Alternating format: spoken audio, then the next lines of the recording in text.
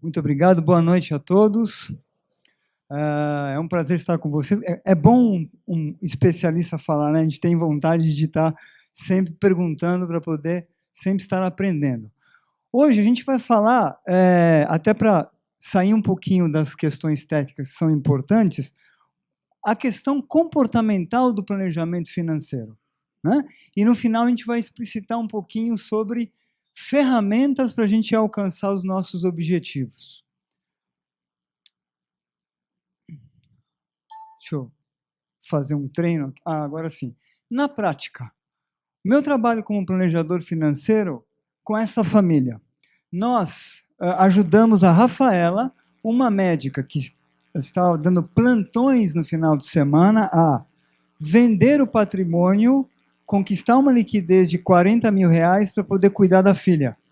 Então, nosso trabalho é ajudar a ter um planejamento, qualidade de vida em um todo como um todo, através do dinheiro. E ela está super feliz cuidando da Giovana e, pasme, preferiu ganhar menos para ter mais tempo com a família. Ok? Muito bem. Eu combinei com o Alexandre Magno que temos uma chave aqui, né, Alexandre, na associação. Temos R$ 1 milhão onde vocês podem pegar já. Vocês têm que nos dar 240 parcelas de 11 mil. Ou vocês podem esperar 20 anos e receber esse 1 milhão em parcelas, e vocês precisam dar parcelas de R$ 1.000 de 240 vezes. Independentemente qual é a escolha que vocês vão optar, isso é finanças pessoais. Não tem muito o que inovar. O que é? Os 240 vezes de 11 mil? É o custo da pressa. O que é as 240 parcelas de 1.000? O benefício da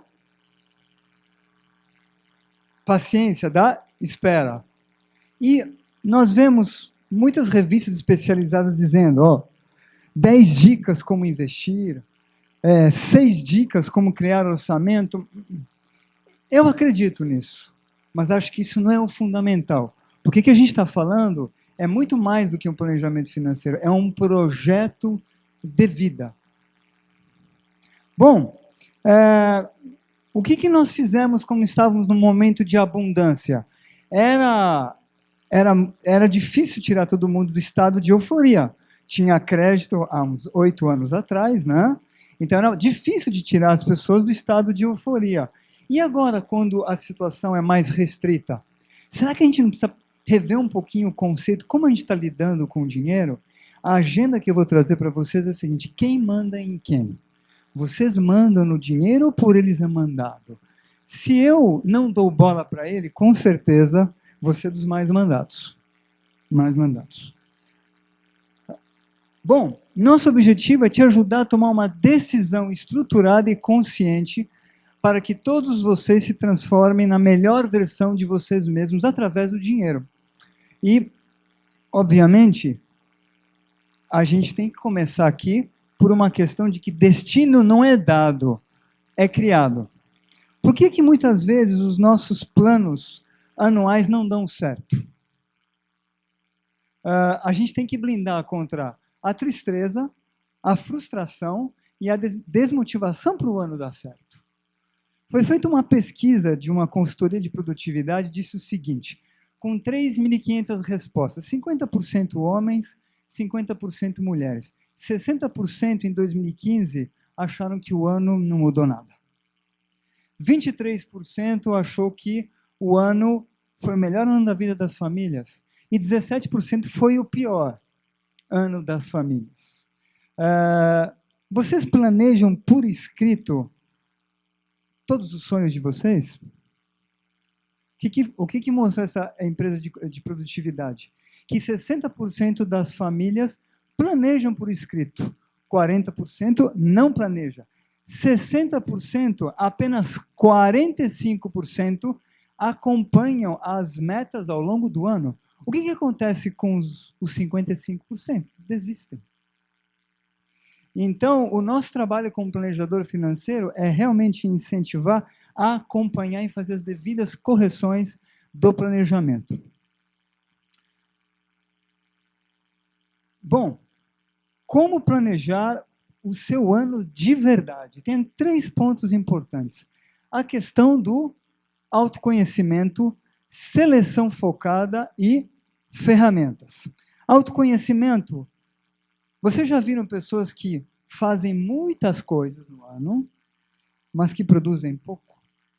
Elas não evoluem, elas apenas vivem numa roda gigante, numa ação de para cima e para baixo, mas não há uma evolução. É muito melhor fazer poucas coisas, mas produzir muito. Essa que é a questão do autoconhecimento que a gente propicia às famílias. A questão da evolução ano após ano. E, uma vez que você sabe o que você quer, você sabe o caminho pelo qual você vai trilhar. E se você também tem que saber o que você não quer para o ano. Isso é super importante. E aí eu digo que a gente precisa fazer uma seleção focada. E eu vou dizer por que tudo isso que eu estou falando tem a ver com planejamento financeiro. Eu vou usar casos práticos disso. Tem gente que é gente luminária. Você já ouviu falar gente luminária? Luminária põe todos os objetivos e joga uma luz esparsa pela mesa. E tem gente que é gente laser. Concentra numa meta só e as coisas evoluem. Nosso trabalho é justamente ajudar as famílias a serem como gente laser. Terem uma meta, de repente, para o ano, que vai fazer uma grande diferença, vai evoluir ano após ano e ter um objetivo secundário. Por que tem a ver com planejamento financeiro? Claro que tem. Se eu quero dar uma entrada para um imóvel de leilão, será que eu consigo, ao mesmo tempo, viajar para fora, gastar nos restaurantes que eu quero? Será que eu vou evoluir ou vou ficar numa roda gigante fazendo as mesmas coisas ano após ano, tá andando de esteira? E não vê, a paisagem não muda. Então, o nosso trabalho é justamente para focar em alguns pontos onde tem famílias que são craques em metas. Se começam com uma meta, alcançam uma meta, tem um objetivo secundário, segundo, eu lanço 2 objetivos quero os focados do ano, 2, e 2 objetivos secundários. Mas toda escolha tem uma renúncia. Não dá para fazer tudo. Quem quer muito, às vezes não quer, não tem nada. Né? E quais são as ferramentas de planejamento? Em primeiro lugar, para também a gente proporcionar um ano melhor a cada ano, a gente precisa aprender coisas novas, conhecer gente nova para evoluir com o nosso networking, visualizar claramente o que a gente quer e ter saúde. Isso é importante para que a gente possa evoluir. E ferramentas de planejamento pode ser o envelope da vovó, que muitas vezes ela guardava o dinheiro e tinha supermercado R$1.000 e tirava do envelope os R$1.000 e a conta fechava. Ou como pode ser uma agenda digital. Mas tem que ter uma ferramenta de planejamento para ajustar. Bom, então o nosso trabalho é ajudar as famílias a partirem do ponto A, que é o ponto atual, para irem no ponto B ideal. E toda a arquitetura financeira é o planejamento financeiro pessoal. Só que minha 10 anos de experiência, quando a gente coloca os sonhos da família e a gente vê que quer ter boas viagens, quer de repente ter uma casa própria, quer pensar na aposentadoria, a gente reduz e põe uma meta por ano. Por quê? Tem muitas variáveis. Pode ser que não dá certo, pode ser que o esposo perde o dinheiro e você tem que fazer correções de rotas para poder dar tudo certo. E esse é a ponte para o planejamento financeiro pessoal. Bom, eu vou fazer uma vivência aqui rapidamente, pensando um pouquinho na questão do orçamento. Como é que vocês usam o dinheiro? Sobra dinheiro no final do mês? Alguns fazem assim com a cabeça, às vezes sim. Hã? A maioria falta. Mas olha que curioso, se sobra, não é a melhor resposta. Não pode sobrar dinheiro no final do mês. Por quê? Eu vou explicar para vocês. Eu vou chegar lá, guardem por que não pode sobrar no final do mês. Bom, qual é a média dos gastos, né, dos gastos das famílias da nossa empresa, verificado ao longo de todas as famílias, de todos os planejadores? Eu não vou me estender muito, só para vocês terem uma ideia. As famílias nos dizem de 30 a 35 itens do orçamento, mas a média, sabe qual que é, quando você anota? 97 destinos do dinheiro. Porque você tem que considerar os gastos frequentes e os gastos eventuais, como de repente um IPTU, que é um gasto eventual. E todos os gastos eventuais.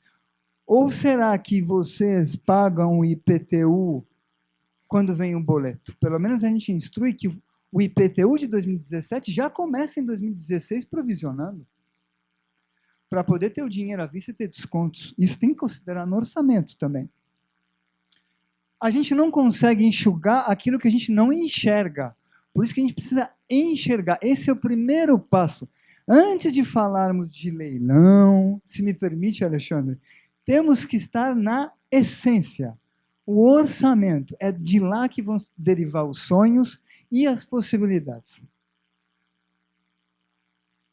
Bom, por que a sobra tem que dar zero? As receitas menos os pagamentos, nós temos aqui. Quais são os pagamentos? As dívidas que são pagamentos de qualidade de vida no passado. Quais são, o que são gastos? Gastos são pagamentos de qualidade de vida no presente. Investimentos são gastos de qualidade de vida no futuro. Quanto que tem que dar sobra? Zero. Eu tenho famílias que têm, para ser simples e informal, sobras ocasionais. E a gente fez um trabalho que não dá para sobrar 20 mil assim, porque está sobrando. Né? A gente tem que realmente, muitas vezes, trabalhar em canalizar as sobras para os objetivos e para os investimentos, para os projetos de qualidade de vida. Então, aquela ideia, tem que sobrar 10% as revistas especializadas todo mês. E se a família precisa gastar dinheiro com educação?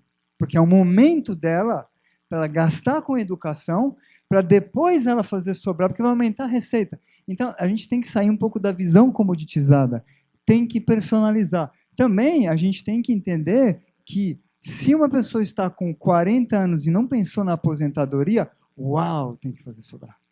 Tem que dar um jeito. Não tem jeito porque tem que ter um esforço poupador para uma outra página da vida dessa família. Os gastos são frequentes eventuais, os gastos eventuais, o exemplo do IPTU. Bom, como é que a gente trabalha analiticamente? Vamos imaginar um gasto de comer fora, que não é R$25, é muito mais, defasado esse slide aqui, e que a frequência seja 20 vezes ao mês. Quanto que vai ser esse gasto? 500. Poxa, Michel, eu não consigo fazer uma viagem com a minha família. Vamos ajudar. Quanto que custa uma viagem para fora, um valor cheio? 12 mil. Quanto que você tem que guardar para isso? R$500. Então, o que a gente faz? A gente pega todos esses 97 itens do orçamento, olha com a lupa e vai ajustando até propiciar. O que é mais importante para a família? A questão da viagem ou comer fora? E vai ajustando analiticamente, até podendo ajudar ela a construir esse desejo dela, que é a questão da viagem. E quais são as... Esquecendo um pouco o slide aqui. Quais são as 5 personalidades de dinheiro que temos na nossa sociedade? Porque, assim, antes de a gente falar em algum investimento, a gente tem a parte comportamental. Nós temos a personalidade de dinheiro gastadora, que precisa gastar o dinheiro em alguma coisa todo dia. Não sei, parece que tem um comichão, tem que abrir a carteira, tem que gastar. E tem um poupador que tem que poupar sempre. Mas por que ele poupa? Não sei, porque eu tenho medo. Poupa, poupa, poupa. Mas não sabe por quê? temos o que gosta da segurança financeira, não pode sair nada da planilha. Se sair da planilha, a pessoa tem um chilique, já não conversa com a esposa, tem pessoal rindo aqui já. Não conversa com a esposa, perde o humor, começam as DRs, e eu já presenciei brigas no meu atendimento, ó, muitas. Tem que gosta do empreendedorismo, que é um pouco a criança, quando você nota, você dá uma bala para a criança fala, quanto que eu vou ganhar com isso? Que já está pensando que vai ter maior retorno financeiro. E tem o desligado financeiro, que é, Alexandre, vamos jantar no Fazano, eu não sei da minha planilha, não me interessa, você é meu amigo, a gente vai lá. Nas famílias é assim, nós temos os poupadores, muitas vezes, e os gastadores. Verdade ou mentira? É bom que tenha polos opostos. Sabe por quê? Imagine dois gastadores, como que será a vida deles daqui para frente? Eles vão conseguir construir um futuro? Vai ser mais difícil. E como que serão dois poupadores? Eles vão chegar no banco da praça, os dois velhinhos, vão olhar álbum de fotografias, não vão ter viagens, não vão ter nada. Não vou nem comprar o álbum, exatamente. Não fizeram o álbum, exatamente. Então, é importante realmente ter esse equilíbrio. E aí, é o meu papel para poder conduzir esse caminho do meio. Muito bem. Vocês conseguem enxergar os números aqui ou tá pequeno, né? Aonde que é o... É aqui, Alexandre? Ops, vou fazer o teste aqui. Pronto. Bom, aqui é um exemplo de família A, família B, família C. Na Unicamp, eu vou falar para ficar mais explícito. Renda familiar de R$ 4.000. Renda familiar de R$ 4.000. Aqui estão especificados linhas do orçamento. Ó, moradia, alimentação, roupas e nos devidos percentuais. Ok? A família A, ela gasta com moradia 25%, família B 20%, família C 22%. A família A, ela é deficitária, com R$ 650 todo mês. A família B é superavitária, R$ 650 todo mês, com diferenças no percentual de cada item do orçamento. A família C é o meio do caminho, ela poupa R$ 325. Ok? Só para a gente ter uma ideia aqui analítica. Bom, a família A, ela vai em 30 anos, ela vai na bancarrota. E aqui é um juros de pai para filho, né? 12%. Juros bancários é progressão geométrica, né, Alexandre? 1.832.000, se continuar assim, durante 30 anos. A família B, ela apenas poupa. Pessoal, tem gente que ainda tem dinheiro na poupança. Ainda tem. E a família C aprendeu a investir com um planejador financeiro. 12, mais ou menos, a gente coloca aqui, vamos colocar uns 11%, 12%, só para ter uma relação, 11% juros descontado o imposto. Aqui está 12%, só para vocês terem uma relação de comparação. A família C, em 15 anos, poupando 325, conseguiu 145.400. A família B, 181.500. A família B, em 30 anos, 616. A família C, porque aprendeu a investir com menos, tem R$ 942.000.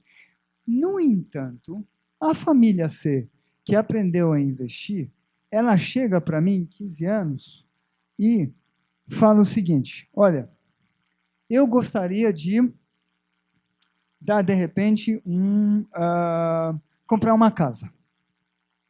Né? Quanto que ela deixou de ganhar?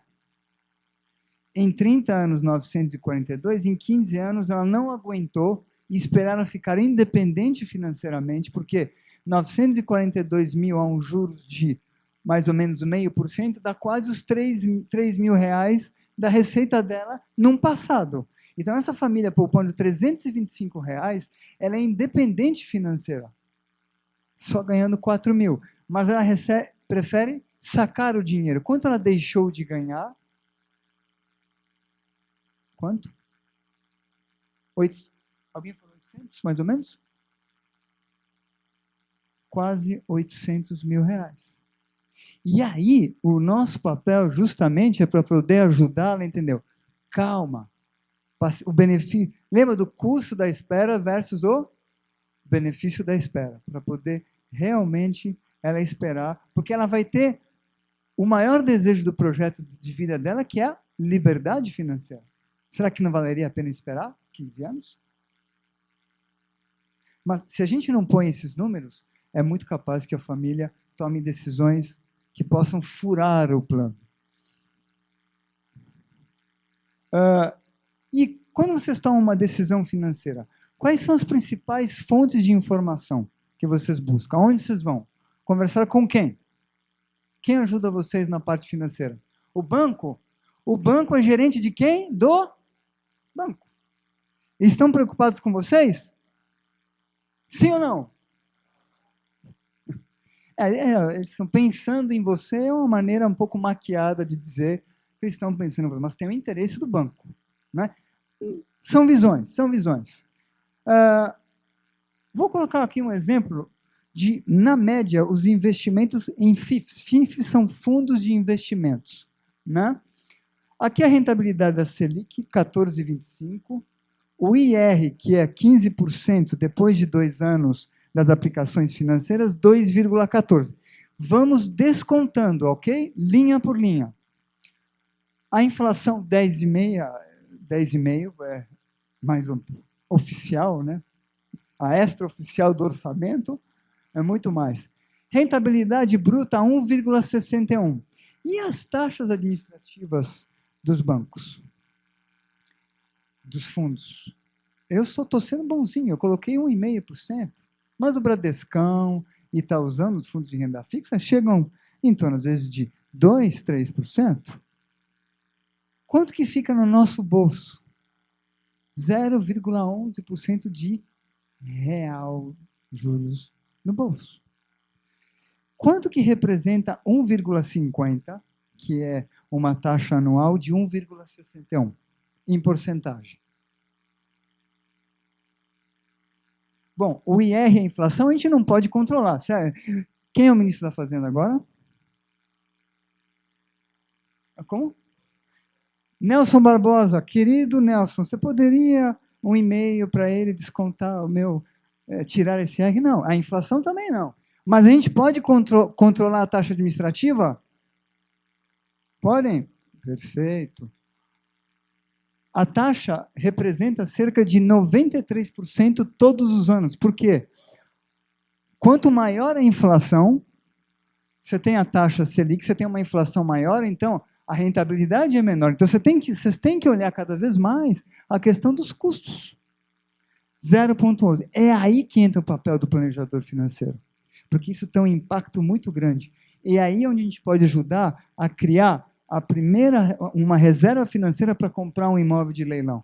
É essa aderência entre um planejador generalista que se vale de um especialista para poder ajudar a realmente a construir o sonho de uma independência financeira através de leilão de imóveis, sabendo também como olhar para as taxas. Quantos carros a gente tem ao longo da vida? Vamos colocar uns 10. Quantas casas? Apartamentos. Um apartamento pequeno, recém-casado, apartamento maior quando vem os filhos, quando os filhos vão embora, um apartamento menor. E previdências privadas? Quantas previdências a gente pode ter? Somente, você pode ter vários planos, mas somente um plano. Se você errar para esse plano, onde as taxas administrativas da previdência são em torno de, às vezes, de 2%. Se você tiver esses custos, você pega a cadeira, senta, abre o seu plano com 50 anos, 60, não tem o que fazer. Não tem o que fazer. Não tem o que fazer. Então, quis fazer essa breve questão para entender da aderência entre um planejador, um especialista para um especialista, e eu vou me aprofundar um pouquinho mais nesse sentido. Alguém investe em ações aqui? Ótimo, maravilha. Um péssimo negócio? Ok. Se eu dissesse que depende, como o advogado fala, né? Depende. Vamos pensar que investir em ações é puro orçamento. Eu vou explicar como. A ideia o risco é não chegar onde você gostaria de chegar, mas chegar sem a quantia adequada. Se eu disser para vocês que investir em ações é puro orçamento, ou seja, se vocês poupam aquele valor, claro, ações é para 10 anos para frente. Claro, aí depende de uma questão de fazer uma diversificação, tem as intempéries do meio do caminho, mas a ideia de pensar ações é sempre investindo todo mês, para pensar para 10 anos para frente. Vou mostrar aqui para vocês um gráfico. Tem uma ação aqui que está sempre em alta. Ela começou a 1 e ela termina, depois de 10 anos, a 1,80. Uma hipótese de ação. E uma outra ação que começa a 1, mas era estilo Petrobras, ou EUC, que deve estar 0 alguma coisa centavos, né? Que vai descendo, vai barrigando. E essa ação chega de 1, chega a 0,20, e ela sobe, de repente, para 1. Ela volta a 1 depois de 10 anos. O que é mais interessante? A ação que cresce ou a ação que abaixa e depois volta a 1?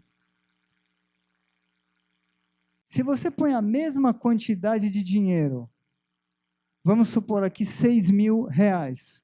Na ação azul, você tem 48 mil, quer dizer, na linha da ação azul, você tem 48.778 ações. Na verde, você tem 113, porque você aproveitou o período de baixa. É a mesma coisa, por exemplo, feminino. Se a bolsa Louis Vuitton custa 10 mil e ela baixa para 5, você compra quantas bolsas?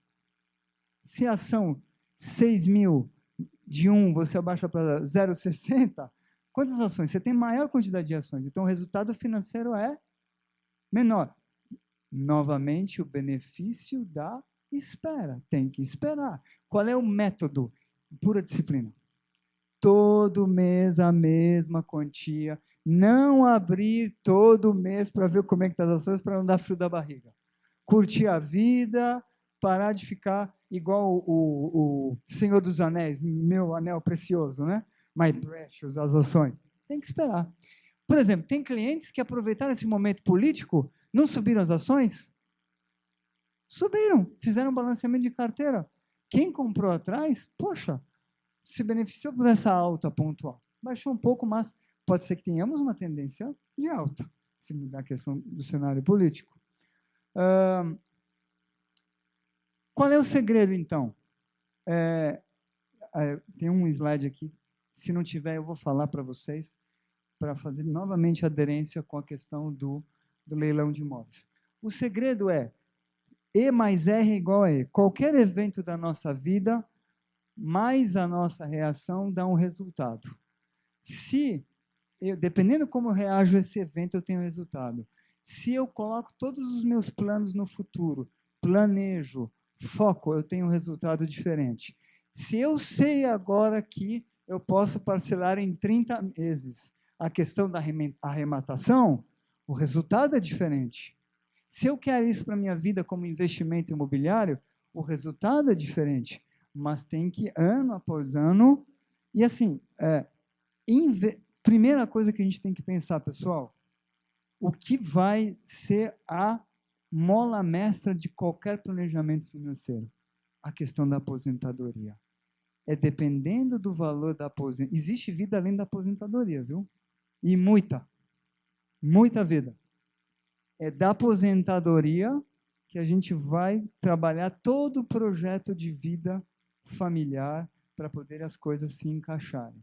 Então, se vocês querem a questão da aposentadoria, o investimento imobiliário em leilões, esse é o objetivo principal.